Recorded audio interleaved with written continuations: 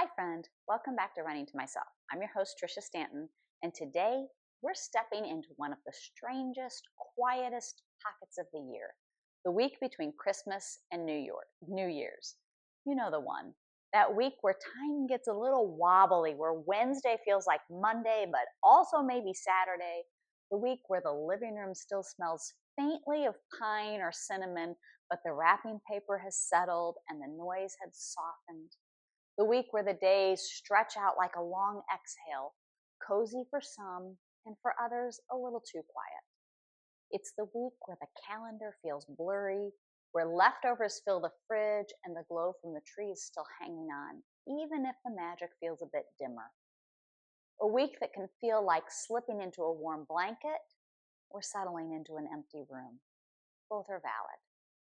For many people, it's the one week of the year with no rules, no real structure, no one asking for anything. Just wide open space, the kind that can feel deeply comforting or strangely uncomfortable. And wherever you fall this year on that wide spectrum, I want you to hear this. You are not alone.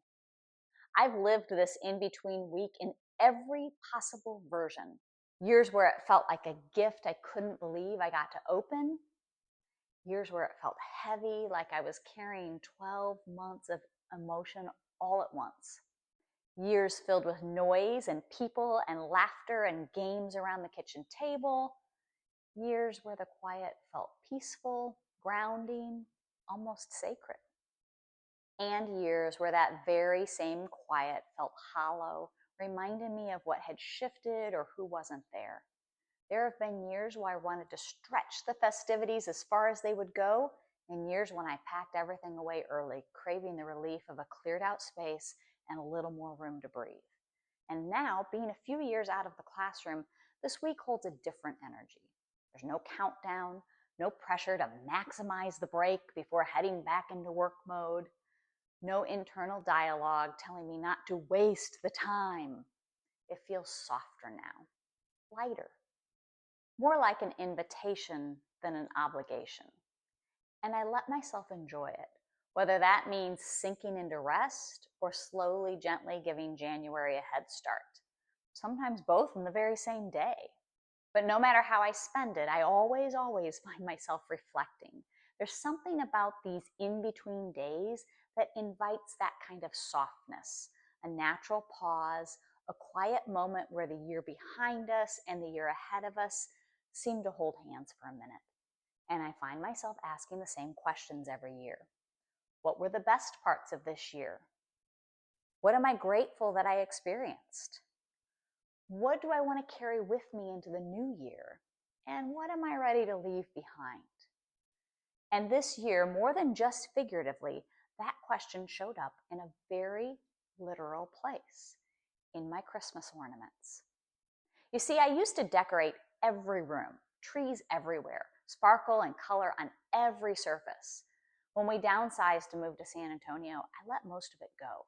I kept only what I loved, only what fit, and only what made sense in this new season of life. It was the right thing to do, but emotionally it was harder than I expected. Fast forward almost a decade, and here I am again, sorting through boxes and asking myself what still fits, what still brings joy, what still feels like us. I have a couple of totes labeled, "Ask the kids if they want these." These are the ornaments that survived the move, the ones I enjoyed for years, the ones that mattered to me at one time, but now they don't quite belong in the way they used to. They didn't make the cut to be on the tree this year. Now, offering them to my kids feels easy. It's letting them go without really letting them go. They stay in the family, they stay in the story. But what about the ones no one chooses? The ones that will actually have to leave my hands and not come back. That's where the real letting go happens. And I felt it. I even feel it now as I talk about it. That little tug at the heart. And I found myself wondering, why is this so hard? Why does my chest tighten just a little when I hold an ornament that hasn't seen a tree in years? They're just Christmas ornaments. Little objects made of glass and felt, maybe glitter, nothing with real weight, nothing with real power. And yet, the letting go feels tender. It taps something deeper. Why does releasing these tiny objects carry so much meaning? Maybe you've felt this too, not just with decorations, but with the quiet things we outgrow over time.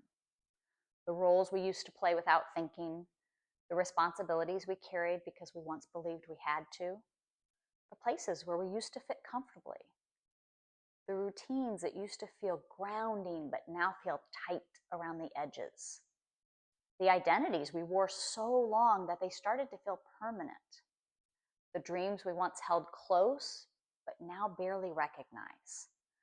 Letting go is rarely about the item in our hands.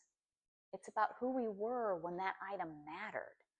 It's the version of ourselves who lived inside that season, the memories wrapped around it, the year we bought it, the person we were becoming, the children who hung it crookedly on the tree.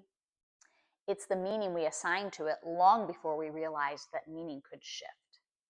Sometimes we're not holding on to the object, we're holding on to the moment, the identity, the familiar feeling of who we used to be. And releasing it, even something so small, can feel like losing a tiny piece of ourselves. But here's the deeper truth I've learned through these in-between weeks of the year. Letting go is not losing. It's clearing. It's creating room. It's opening a window to the next season of our lives. The week between Christmas and New Year's is such a perfect metaphor for this.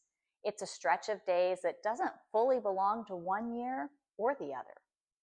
A place where things feel suspended, a hallway between two chapters, a threshold where the air feels different, not because anything drastic has happened, but because everything is about to.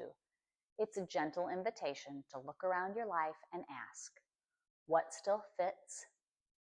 What still feels true? What still feels like you? And just as importantly, what feels heavy? What feels forced? What feels like it belongs to an earlier version of you, one you can love and honor but no longer need to carry? So if you find yourself sorting, decluttering, reorganizing, or simply staring into space with a feeling you can't quite name, I want you to know you're right on time. You are not behind. You are not doing the week wrong. You're simply in the in-between, and the in-between can be sacred. Here's your gentle invitation for today. Choose one thing, physical, emotional, or mental, and ask yourself, does this still belong in the life I am building? Do I love it, or am I keeping it because it feels familiar? Does it support where I'm going, or simply remind me of where I've been? And if it's time to let go, let the release be soft. Let it be slow. Let it be loving. A quiet honoring of who you were and a quiet welcome to who you're becoming.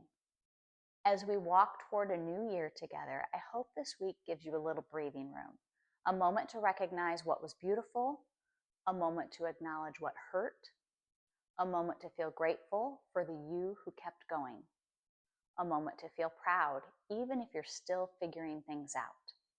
I'm grateful you're here. I'm grateful we get to stand at this threshold side by side.